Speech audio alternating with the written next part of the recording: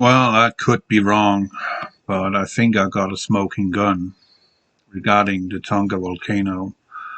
So the initial blast from an explosion will create a shockwave traveling at over 2,000 miles per hour, or 3,218 kilometers per hour. It eventually slows down as the air pressure equalizes. So how far does a nuke shockwave travel? Within a 6 kilometer or 3.5 or 3.7 miles radius of 1 megaton bomb. So what we have here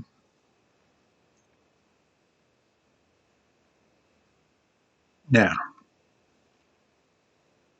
So how far does it travel? Let's see if it got anything here.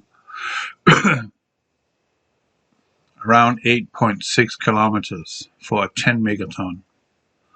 So someone was mentioning to me regarding North Korea has sent something off, a rocket, another test, but nah, I'm not so sure they are involved in this.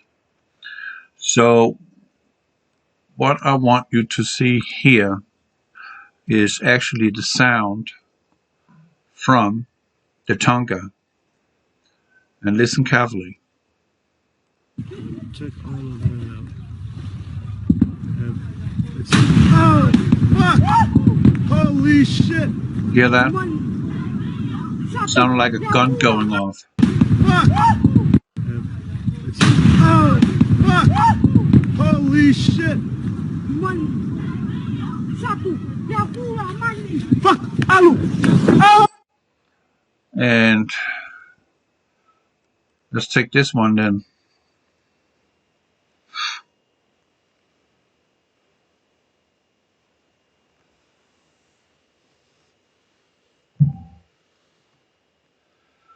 Maybe this approximately the same distance. I don't know.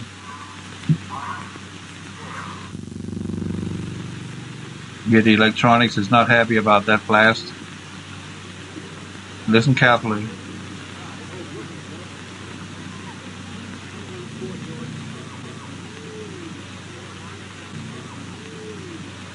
See those fanning down? Got the same image on the Tonga. Exactly the same. Right here.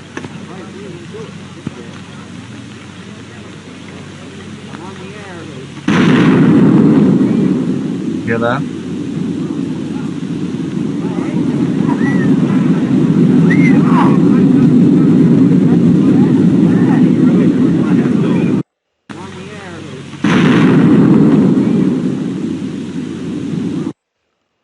Eerily similar, right?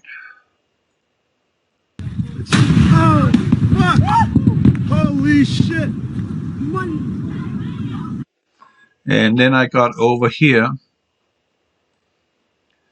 some compilations of explosions. This one is from Beirut. You remember that?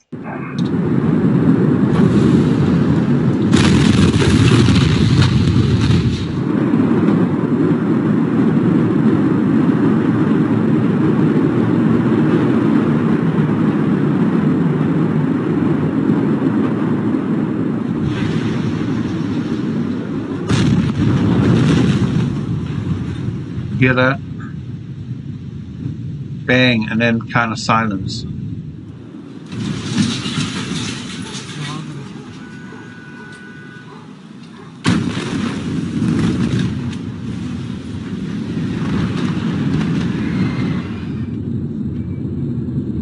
That off.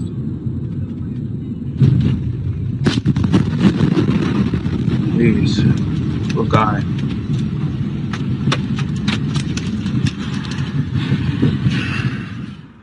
Got a gas station. A gas station or something. Fuck yeah, it's a gas. Whoa! Oh! What the? Holy shit! Let me show something else here. Watch carefully. You can see just when it starts, you can see it's a mushroom. You see that? Look at the shock wave.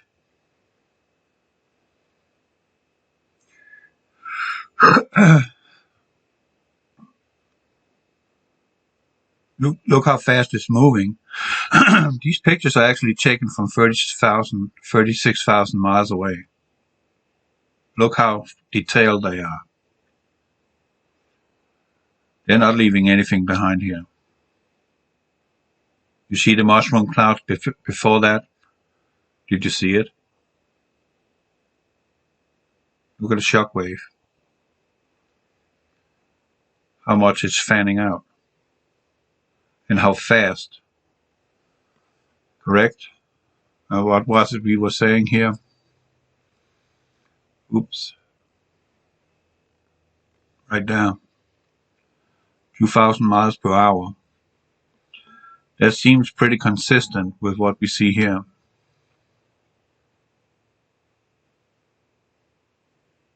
Wouldn't you say? That seems to allow approximately at 2,000 miles per hour. That's pretty intense. So let's run it again, just for the fun of it. It's going to replay itself. There. Did you see that? Let's go back.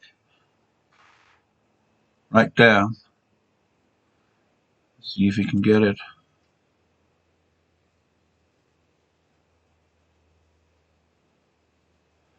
I can't get it. I can't even put this one in my video fiddlyhood. Don't know why. It won't accept it.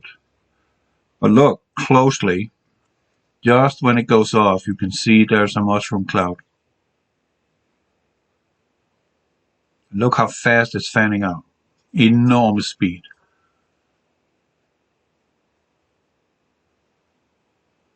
I think that's the smoking gun. I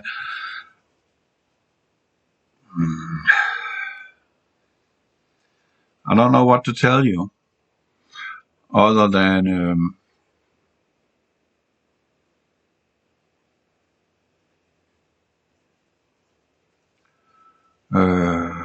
let me see. Geology of Tonga. Rocks. See what type of rocks it is. It's limestone and coral, mostly. I was actually trying to see if I could figure out if there is some kind of substance that would cause climate change by blocking out the sun from what this one will spew out. In this case, we can definitely say if there is a lot of sulfur in this eruption, we are talking about a cooling. And of course, we got climate change in here, but no, it doesn't say anything there. Here, notes. Yeah, let's just open it. See what we can get out of that. Let me see. But it's mostly limestone. And limestone is compressed silt runoff from the flood that created the limestone.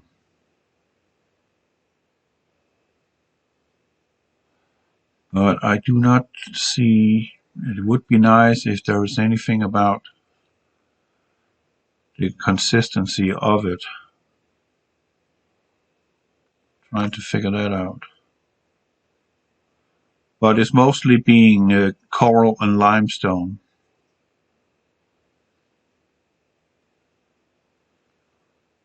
So it doesn't really give us anything conclusive here. That was all 6 pages. About that one. Another one.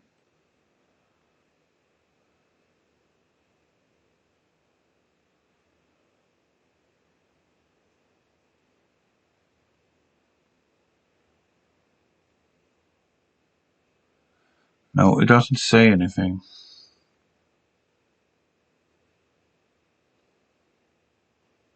What's in this area? Other than limestone. But limestone is also grinded down plant material mixed in with the sand.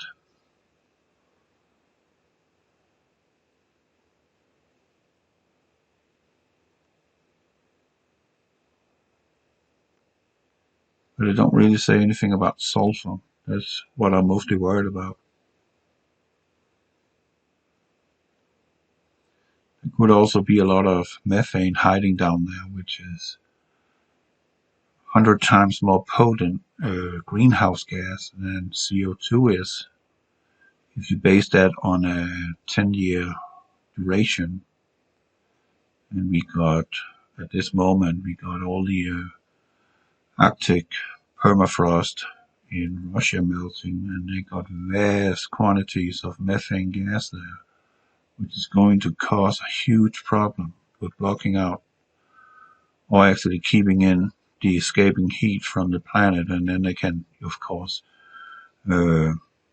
extrapolate that that is our fault.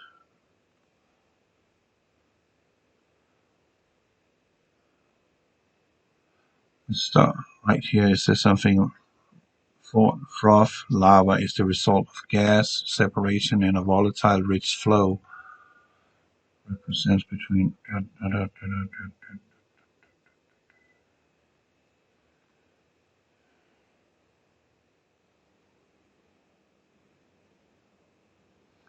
Well, I'm not a chemist. Or maybe someone can figure this out.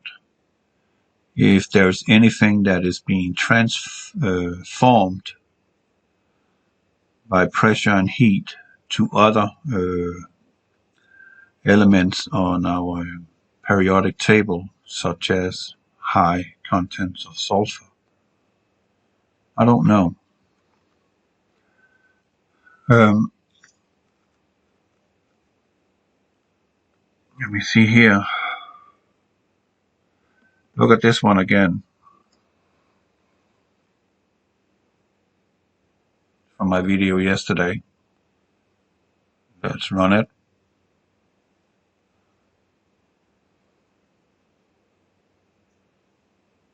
Look how fast it expands.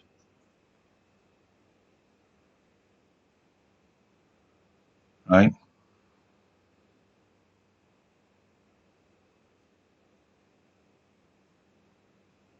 It's pretty fast. Then we get the other angle from above. Sort of. Unfortunately not directly atop of it. But it still illustrates pretty good.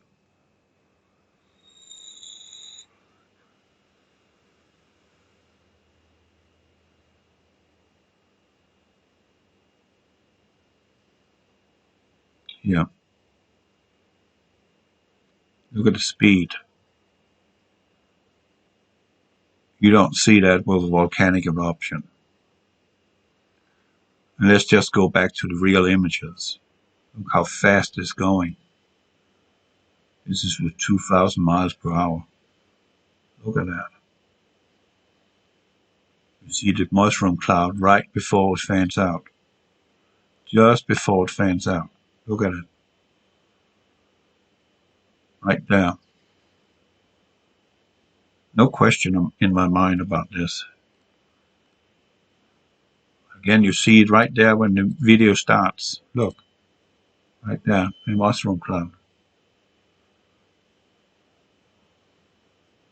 I'm just trying to figure out why. Why would anyone do this? And what would be the purpose of doing so? Is it because that they on the islands of Tonga is going to cryptocurrency, Bitcoin, and they're giving them a slap over the hand. I would say this is a little excessive, but I wouldn't put it past them because we all remember 2011 on March 11th in Japan, the tsunami there. That one fell, or that tsunami occurred shortly after Japan said no to United States of America and let's just say the New World Order, that they would not give any assets to repay any form of debt to these people. And if I am quite honest, I don't see that Japan owe anything to anyone, especially not America, who's dropped 2 nuclear bombs on top of them, killed over 120,000 people in a matter of days, just to end the war and test out a horrific weapon. I think America owed Japan, not the other way around. I don't care what side of the aisle you're on. I don't see there's any justification whatsoever in using a nuclear device to subdue an enemy. Sorry, if you're not having the balls to go to fight on a horseback or on foot, fight like a man, maybe you shouldn't venture into a war in the first place, being an aggressor. I mean, it's stupid. I don't like war. Who does? Except if you are complete absent of empathy and compassion, then you wouldn't give a shit, basically. And that's how these people are. They don't got any empathy. They don't care. And this is not a volcanic eruption. I don't care what you want to say about it. This is not a volcanic eruption. The volcanic eruption occurred after because it blew a hole in the cap of the caldera. But there's a mushroom cloud. There's a nuclear detonation right there. Right there. In your face. Look at the expansion speed. Just as I said over here, that is moving with approximately 2,000 miles per hour. Look at it. That's pretty much equivalent to 2,000 miles per hour. Look at that. How fast that shockwave is moving. Concentric. Perfect concentric. It's not blowing in any direction. It's blowing 360 degrees. Perfect concentric. From the epicenter. Volcanoes don't do that. Sorry, they don't. Volcanoes do not explode over implosion. They explode very erratic. They explode out of channels, vents, at the path of the least resistance. And that makes the volcanoes, when they erupt, look kind of, how you want to say it, not really any structure to it. It's just a lot of like smoke coming out, but it's just ash. But that's a nuclear destination right now. These images is taken from 36,000 kilometers away. 36,000 kilometers away. Look at the detail. The whole shockwave is shown here. That is moving with 2,000 miles per hour.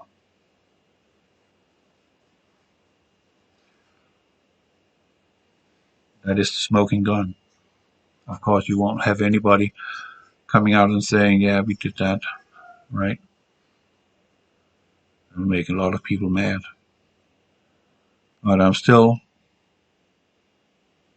right there in the first clip there. right there when it starts. Look, right there is a nuclear bomb. I mean, who benefits from this?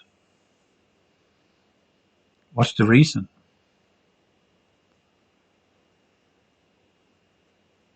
Are they trying to maybe provoke Cascadia, a fault line, to go off by creating a great disturbance in the Ring of Fire?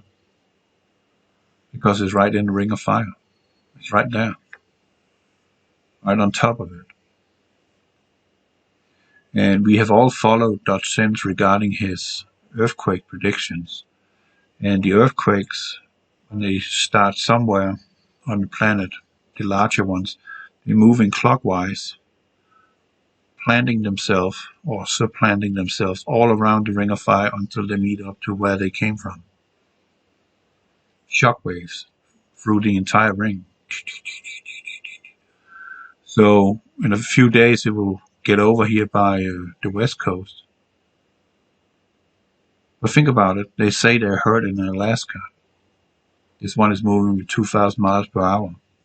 I believe it. Absolutely. That's far away. They're hurt in Australia, which is closer, of course, but that's still 1,000 miles. They heard it.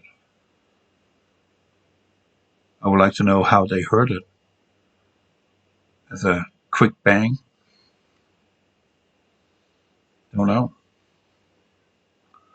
And one thing I've noticed, ain't much talk about it anywhere except here. Correct? It's all about keeping us in fear regarding this invisible thing that they say is roaming around, right? An invisible enemy. Well, it is real. People are dying, fortunately. But it's not really because of that. It's because of something else they're dying. Just wait till the 19th when they turn on the Matrix. Just wait. But still this. I flipping don't know why. I would love to know why this is being done. Is it some new weapon they're testing? Someone is testing? I don't know.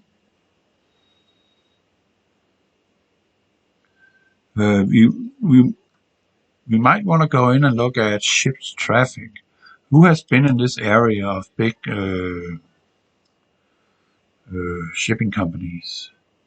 China, North Korea, USA, Russia? Who has been in the vicinity with large ships recently? That would be interesting to know. I don't see any missiles coming in. So I don't think that. I think it's pre-planted and then set off at the right time. So over and out with this. Look at that shockwave. That is 2,000 miles per hour. Volcanoes don't do that. Over and out. God bless you.